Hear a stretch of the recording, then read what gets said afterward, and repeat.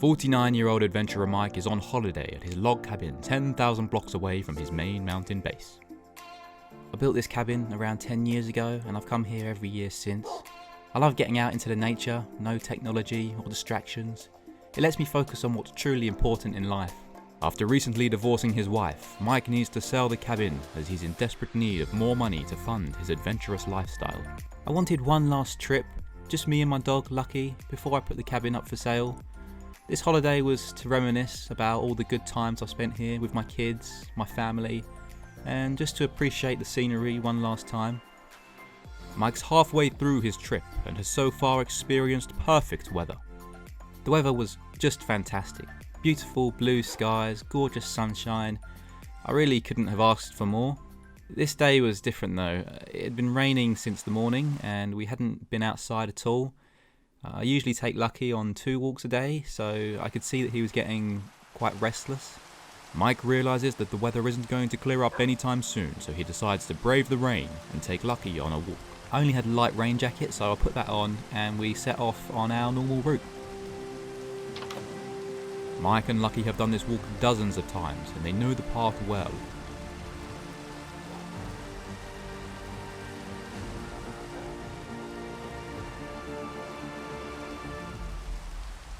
Unfortunately for them, only a few minutes into the walk, they come across a fallen tree that was blocking the path. I looked at Lucky and he was just enjoying life. He loved being out in the rain, being outside, so I didn't want to turn back. The tree was too high to climb over, so I decided to just go off the path and find a different way. Unbeknownst to them, Mike and Lucky were headed towards uncharted territory and, without proper exploration tools, they could easily find themselves lost. It's safe to say I was at a bit of a low point in my life, having just split up with my wife who I'd been with for over 20 years. She took custody of the kids and they ended up moving across the country. I didn't really know when I'd see my kids again, so at that point in time, Lucky was really the only family I had. As Mike and Lucky make their way through the forest, the weather begins to worsen. The rain got a lot heavier and the wind really started to pick up. I could see the trees around me start to shake and I was worried one of them would fall and crush us. Mike and Lucky walked towards a clearing in the forest. The rain just kept coming down. I was soaking wet and freezing cold. I just wanted to get inside. Fortunately for them, just in the distance they see a cave. Temporary protection from the wind and rain. We got up to this cave and it was amazing. We were out of the wind, out of the rain. Lucky was still as happy as ever. The plan was to just sit tight and wait for the rain to die down a bit before we made our way back. Yeah, I wasn't really worried at all. Mike had been waiting for about 30 minutes now and there was still no sign that rain would let up anytime soon. I was getting quite cold just sitting there not moving, so I decided to get up and move a bit further into the cave. There was still daylight so I could see where we were going, but it's not exactly the place you want to be when the sun goes down. As Mike and Lucky move deeper into the cave, the unthinkable happens. The heavy rainfall has washed away some of the earth above the cave, causing a chain reaction which dislodged heavy rocks inside. At first I was relieved that we didn't get crushed. If we hadn't got up to move, we almost certainly would have been hit by the rocks. But Mike's feeling of relief soon faded. It was pitch black, no light was getting through, and that meant that the cave was completely blocked. Help! Help! Help! Let me out! Help! I frantically tried to move the dirt and the rocks, but it was no use. It would have been impossible with just my bare hands. Things turn from bad to worse when night begins to fall. Temperatures in these caves fall to minus 10 degrees Celsius over the night. At these temperatures, Mike faces the real risk of hypothermia. I was still soaking wet and it was getting colder and colder. I knew I was in for a long night. Mike and Lucky huddle up together for warmth as they wait for the morning.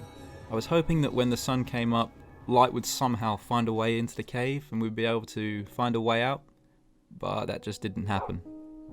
We had no supplies with us, no food, no water, and it was still pitch black. I really didn't know what we were going to do.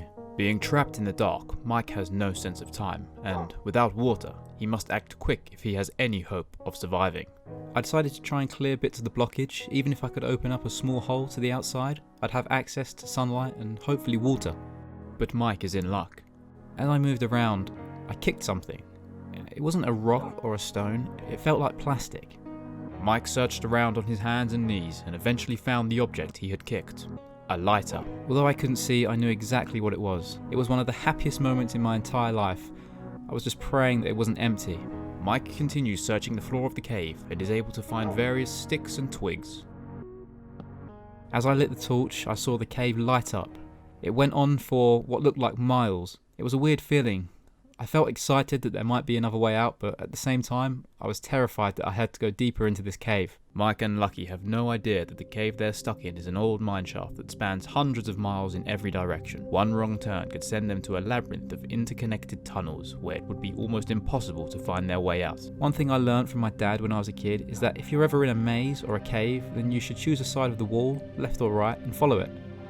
This way, if you ever need to go back to where you started, you can turn around and follow the same wall back.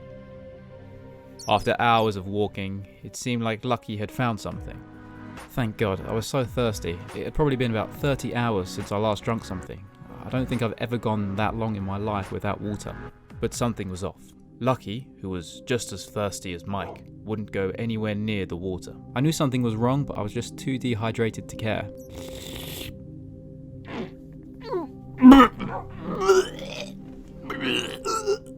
The water in this cave had been here for years, and over time it had absorbed gases released by surrounding minerals. It was poisonous. It was just the worst thing that could have happened. I had such high hopes after finding the water, but now this was the first time that I felt like I was going to die. Mike is faced with the hard decision: continue walking deeper into the cave system, or turn back to where he started. I sat down for a bit and I cried. I was deep underground with no way out. No one knew we were here, and if I did die, no one would find our bones. Lucky walked up to me. I could see that he was just as dehydrated as I was, but he could tell that I was upset. He nudged me and licked me. His tongue was dry, but it was at that moment that I knew that dying wasn't an option. I'm going to do whatever it takes to get us out of this. If not for me, for Lucky. Mike and Lucky carried on walking. They say the human body can last up to 3 days without water. Mike and Lucky have been inside the cave for almost 2 days now, and their dehydration is starting to take a toll. I was dizzy, I was shaking, I felt empty. I had no energy whatsoever, and every single step that I took an immense amount of brain power. I was no longer thinking, can I get out of here? I was thinking, can I make this next step? Mike's dog Lucky was also feeling the symptoms of severe dehydration. Lucky was lagging behind me. Up until this point he'd been by my side, but now he was starting to fall behind. Come on, Lucky, come here, come on, boy. To Mike's horror, Lucky wouldn't move. He was too weak to move. He just looked at me. He looked sad, like he'd given up. I tried to pick him up, but he was too heavy and I simply didn't have the energy. Lucky is so dehydrated that he isn't able to walk another step. Every second that Mike spends not moving is putting his own life at risk. I knew what had to be done. I just couldn't do it. I thought about all the adventures that we've had together and how he's always been by my side. I couldn't bear the thought of leaving him to die. I thought maybe if I could find a way out, I could get some help and come back for him. Wait here, Lucky. I'll be back soon. You're a good boy. He really was the best dog anyone could have asked for, and I'm sorry I let him down. Mike persevered for a few hours, making slow progress through the cave, when things get even worse. No, please, no. I just collapsed. I realised that I was going to die here, and to be honest, I didn't care. Lucky was the only thing that helped me make it this far, and without him I just couldn't bring myself to move. But then I noticed something. Although the torch had gone out, I wasn't in complete darkness. There was some light. Filled with adrenaline and new hope, Mike manages to get up and walk towards the light.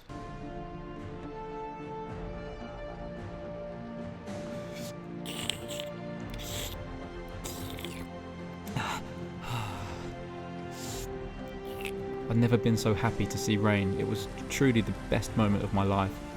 As soon as I saw the sunlight, I knew that I was going to be okay. Soon after finding water, Mike was rescued by a couple who were hiking through the country. After Mike was rescued, a team was sent into the caves to retrieve Lucky's body. This experience changed me. I now, more than ever, appreciate life. I decided not to sell my cabin. I even renamed it. I wanted to give him the burial he deserved. He got me through the whole ordeal, and I'm sure he was looking over me, protecting me all the way to the end.